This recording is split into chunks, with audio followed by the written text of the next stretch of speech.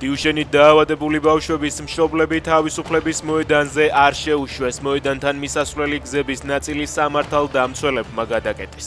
მშობლებს სურდათ გაეშალათ ბანერი წარწერით მიეცით წამალი ბავშვებს, თუმცა პოლიციამ მათ ამის უფლება არ მისცა. დაჯანდაბად მინდა ეს შეკრება ბავშვი თუ მომიკვდა, თქვა კახაძე ქარიშვილმა. ყარაგაულში $1,000,000 სკვერი ჩამოიშალა, ნანგრევებში ჩავარდნილი ბავშვი კი ადიდებული მდინარიდან ამოიყვანეს. ამის შესახებ ინფო იმერეთი ნაციონალური მოძრაობის ყარაგაულის ორგანიზაციის თავმჯდომარეზე დაყრდნობით წერს. შემთხვევა ყარაგაულში სოლომონ მეფის ქუჩაზე გუშინ მოხდა. ოპოზიციის თქმით ეს სისტემური დაუდევრობის შედეგია.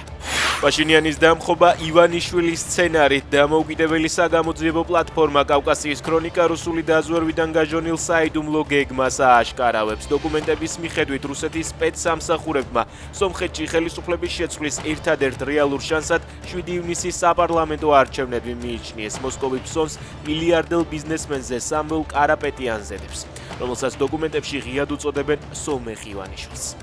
უნგრეთის ახალმა პრემიერ-მინისტრმა პიტერ მადიარმა საკუთარი ხელფასი გაანახევრა, ანაზღაურება შეუმცირა მინისტრებსაც. მადიარის ყოველთვიური ხელფასი $12,400 იქნება, ორბანის კი $25,500 იყო.